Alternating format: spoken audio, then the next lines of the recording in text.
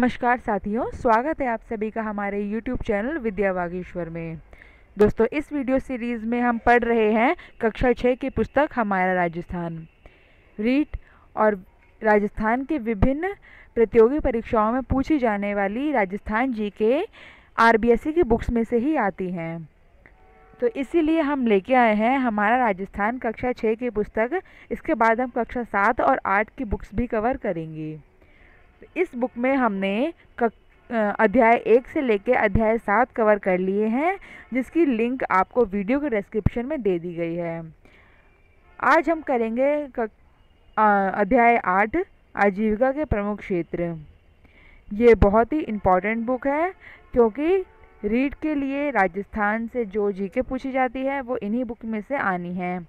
तो कक्षा 6, 7, 8 और जहाँ भी राजस्थान जी के संबंधी जो RBSE की बुक है वो टॉपिकों को हम लेकर आएंगे। तो चलिए शुरू करते हैं कक्षा 6 की पुस्तक के साथ। अध्याय 8 आजीविका के प्रमुख क्षेत्र। अध्याय 8 आजीविका के प्रमुख क्षेत्र। मनुष्य अपने जीवन निर्वाह के लिए जो कार्य करते हैं, यह क्षेत्र विशेष के प्राकृतिक संसाधन, जलवायु व आर्थिक, सामाजिक, शैक्षिक स्तर पर निर्भर करता है। राजस्थान खनिज संपदा में एक संपन्न राज्य है। मतलब यहाँ पे खनिज बहुत ही प्रचुर मात्रा में मिलते हैं। साथ ही यहाँ विभिन्न प्रकार की जलवायु पाई जाती है। मतलब राजस्थान का क्षेत्रफल बहुत बड़ा है और इसलिए यहाँ पे विभिन्न प्रकार की जलवायु पाई जाती है, जो यहाँ के लोगों को बहुत ही सहायता करती है।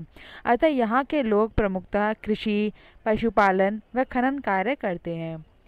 आर्थिक विकास के साथ साथ पर्यटन, उद्योग व सेवा क्षेत्र के कार्य करने वालों की संख्या बड़ी है। अब हम जानेंगे राजस्थान में कृषि के बारे में। राजस्थान का 60% भूभाग मरुस्थल है। मरुस्थल अर्थात रेगिस्तान संबंधी। यहाँ अधिकांश कृषि मौसम की वर्षा पर निर्भर है। अतः राजस्थान की कृषि को मानसून का जुआ कहा जाता है। जिस प्रकार एक जुआरी जुए में पैसे लगाता है, उसी प्रकार एक कृषक भी कृषि के माध्यम से यहाँ एक जुआ खेल रहा है। तो यहाँ इस कृषि को मानसून का जुआ कहा गया है। यदि मानसून अच्छा रहा तो कृषि अच्छी होगी। इस प्रकार से यहाँ वर्ष भर में 3 प्रकार की फसलें होती हैं। तो वह मुख्य रूप से 3 फसल जो हम कक्षा 6 में अपनी NCERT की बुक में भी पढ़ते हैं, रबी फसल और जायदा, ये वही 3 प्रकार बताए गए हैं। चलिए राजस्थान के विशेष संदर्भ में यहाँ समझते हैं। सबसे पहले हम जानेंगे रबी की फसल के बारे में। रबी की फसल की बुआई सर्दी प्रारंभ होने पर की जाती है तथा गर्मी प्रारंभ होने पर मार्च-अप्रैल में काट ली जाती है। इसमें गेहूँ, जौ, चावल, चना, सरसों आदि प्रमुख फसलें हैं। सबसे पहले रबी। इसको हम ऐसे याद रख सकते हैं कि रबी में 2 शब्द र और बी। वैसे ही जो मुख्य रूप से पूछी जाती हैं गेहूँ, जौ, चना, तो ये भी रबी है। तो इनमें भी 2-2 शब्द है। इस प्रकार से हम इसको याद रख सकते हैं। और इसको अभी हमने क्या पढ़ा कि ये सर्दियों में शुरू होती है इसकी बुआई और इसको मार्च-अप्रैल में काट लिया जाता है। अगली है खरीफ फसल। खरीफ की फसल वर्षा ऋतु के प्रारंभ होने पर बोई जाती है। वह शीत ऋतु प्रारंभ होने से पहले काट ली जाती है। इसमें मुख्य फसलें हैं ज्वार, बाजरा, मूंग, कपास, गन्ना, मूंगफली, तिल आदि। इसे हम ऐसे याद रख सकते हैं, ज़्यादातर इसमें ज्वार, बाजरा, कपास, गन्ना, ये 3 अक्षर वाले ज़्यादा पूछे जाते हैं। तो इसमें हम 3 अक्षर और खरीफ के 3 अक्षर से मैच करके इसको याद रख सकते हैं, जो हमें एग्जाम्स में मार्क्स दिलाने में सहायक होगा। तो अभी हमने जाना कि सर्दी में बुआई होती है रबी फसल की और इसको मार्च-अप्रैल में काट लिया जाता है। मार्च-अप्रैल के बाद कुछ समय को छोड़ के खरीफ की फसल बोई जाती है, जो वर्षा ऋतु के प्रारंभ में बोई जाती है और शीत ऋतु में काट ली जाती है। शीत ऋतु जैसे ही प्रारंभ होती है। इसके बीच का जो समय बचा है, जैसे कि मार्च-अप्रैल से लेकर जून-जुलाई तक, जो गर्मी की शुरुआत होने पे और वर्षा ऋतु के अंत होने तक, ये जायद फसलों का समय होता है। यह फसल मार्च-अप्रैल से जून-जुलाई तक ली जाती है। इस समय खरबूज, तरबूज, ककड़ी आदि उगाए जाते हैं। तो ये गर्मी की फसल से हम इसको रिलेट कर सकते हैं। खरबूज, तरबूज, ककड़ी ये सब गर्मियों में आते हैं। इस प्रकार जायद की फसल इम्पॉर्टेंट है। इन तीनों को ही एग्जाम्स में पूछा जा सकता है। अब है राजस्थान में कृषि के पिछड़ेपन के कारण। सबसे पहला है प्राकृतिक कारण, फिर आर्थिक कारण और संगठनात्मक कारण। प्राकृतिक कारण बार बार सूखा, रेतीली, ऊसर और बंजर भूमि, मृदा अपरदन, इस कारण हमारी जो राजस्थान की फसलें हैं वो खराब हो जाती हैं। आर्थिक कारण में आएगा कृषि की किसानों की जो निर्धनता है, उपज का कम मूल्य मिलना, पुरानी तकनीकी से कृषि होना, सिंचाई के साधन में कमी होना, उत्तम बीज की कमी होना, ये सब आर्थिक कारणों के अंतर्गत आता है। और तीसरा है संगठनात्मक कारण। यह है भू स्वामित्व समस्या, नीतिगत कमजोरियाँ, यह संगठनात्मक कारण के अंतर्गत आती है। तो राजस्थान की कृषि के पिछड़ेपन के मुख्य रूप से यह 3 कारण हैं। दोस्तों अब हम जानेंगे राजस्थान में कृषि की विशेषताओं के बारे में। देश में सर्वाधिक बाजरा, सरसों, ग्वार का उत्पादन होता है। तो राजस्थान में सबसे ज़्यादा बाजरा, सरसों, ग्वार का उत्पादन किया जाता है। ये एक अच्छा इम्पॉर्टेंट पॉइंट है, एग्जाम में पूछा जा सकता है। दोस्तों इसे हम रीडिंग ही करेंगे, इसमें जो इम्पोर्टेंट पॉइंट है इसको हाईलाइट कर दिया जाएगा। आप इसको लर्न भी कर सकते हैं और याद भी कर सकते हैं। सेकंड पॉइंट है उत्तर प्रदेश के बाद राजस्थान भारत में जौ और चना उत्पादन करने में दूसरे स्थान पर है। उसके बाद तीसरा है पश्चिमी राजस्थान में बाजरा सर्वाधिक बोए जाने वाला खाद्यान्न है। दक्षिणी राजस्थान में खाद्यान्न फसल में मक्का प्रमुख है। जो मक्का है ये दक्षिण राजस्थान में बोया जाता है। श्री गंगानगर जो राज्य का सबसे उत्तरी भाग है, इसमें गेहूं का उत्पादन सबसे अधिक होता है। लगभग प्रथम स्थान पर यह श्री गंगानगर आता है। सिक्स्थ पॉइंट है पश्चिमी राजस्थान में इंदिरा गांधी नहर से करीब 17.5 लाख हेक्टेयर क्षेत्र में सिंचाई सुविधा का विकास हुआ है। आखिरी पॉइंट है सिर्फ 35% फसली क्षेत्र में सिंचाई सुविधा उपलब्ध है। कुल संचित क्षेत्र के 66% क्षेत्र की सिंचाई कुएं और ट्यूबवेल से की जाती है। तो 65% क्षेत्र पर सिंचाई सुविधा उपलब्ध है।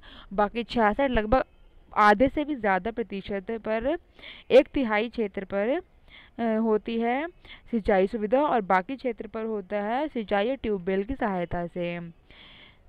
नहरों द्वारा करीब 33% सिंचाई होती है। तालाबों द्वारा संचित क्षेत्र बहुत कम है। तो ये कुछ कृषि की विशेषताएं थी, जिसमें से जो पॉइंट्स हाईलाइट किए गए हैं ये एग्जाम्स में पूछे जा सकते हैं। राजस्थान में पशुपालन। राज्य के मरुस्थलीय और पर्वतीय क्षेत्र में कम वर्षा और कठिन भौगोलिक परिस्थितियों के कारण पशुपालन ही जीविकोपार्जन का सहज साधन है। इन क्षेत्रों में कृषि के अवसर तो सीमित ही है ही, औद्योगिक रोजगार के भी अवसर पर्याप्त नहीं हैं। ऐसी स्थिति में ग्रामीण लोगों को पशुपालन से ही रोजगार के साथ साथ आवश्यकता की कई वस्तुएं प्राप्त हो जाती हैं। पशुपालन की दृष्टि से राजस्थान का देश में दूसरा स्थान है। राजस्थान में भारत का लगभग 11.27% पशुधन पाया जाता है। मरुस्थलीय और पर्वतीय क्षेत्र के अलावा भी संपूर्ण राजस्थान में अधिकतर किसान खेती के साथ साथ पशुपालन करते हैं। अब है राजस्थान के पालतू पशु। पशुपालन की दृष्टि से राजस्थान में गाय, बैल, भैंस, बकरियां, ऊंट, भेड़, घोड़े, गधे आदि पाले जाते हैं।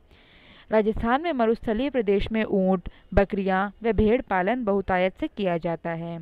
राजस्थान की 20वीं पशुगणना जो 2019 में हुई थी, क्योंकि ये लेटेस्ट बुक आई है 2019 के अनुसार, ऊंट व गधों की संख्या में चिंताजनक कमी हुई है। भेड़ बकरियों की संख्या में भी कमी आई है। गाय व भैंसों की संख्या में मामूली वृद्धि हुई है। राजस्थान में मुर्गी पालन, जिसे पोल्ट्री फार्मिंग कहते हैं, इसका व्यवसाय तेजी से बढ़ रहा है। तो यह थी पालतू पशुओं की स्थिति। पशुपालन से लाभ। पशुपालन से ग्रामीण लोगों को रोजगार मिलता है एवं पशुओं पर आधारित उद्योगों का विकास होता है। इस व्यवसाय से पौष्टिक आहार, घी, मक्खन, छाछ, दही आदि की प्राप्ति होती है। डेयरी, ऊन, परिवहन, चमड़ा, चारा आदि उद्योगों का विकास को भी प्रोत्साहन मिलता है। इसके अलावा बड़े पैमाने पर पशु उत्पादन का विदेशों को भी निर्यात किया जाता है।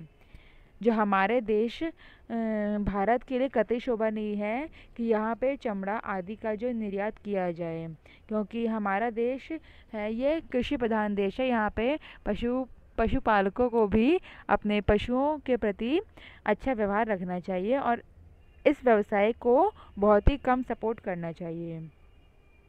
फिर भी जो इम्पोर्टेंट जो साथ ही इसमें पशुपालन से हमें लाभ मिलता है, जैसे कि खाद्यान्न में इसका और डेयरी, ऊन, परिवहन आदि का जो विकास है साथ में इनको करना चाहिए। पशुपालन से बहुत ही अच्छा लाभ है। पशुपालन में समस्याएं। पशुपालक निर्धनता के कारण पशुओं को पौष्टिक आहार और सही इलाज नहीं दे पाते। पशुपालक के पास कमज़ोर व घटिया नस्ल के पशु हैं। चारागाह के लिए पर्याप्त भूमि की कमी है। परंपरागत तरीकों से पशुपालन करते हैं। पशुपालन में व्यावसायिक दृष्टिकोण की भी कमी है। बार बार के सूखे और अकाल से पशुधन कम होता जा रहा है। तो पशुपालन से लाभ और समस्याएं ये दोनों ही हमने जान ली। इसमें जो पॉइंट हाईलाइट किए गए हैं ये एग्जाम्स में पूछे जा सकते हैं। बाकी इन सभी को हमें एग्जाम्स में इतना सारा याद नहीं रखना है।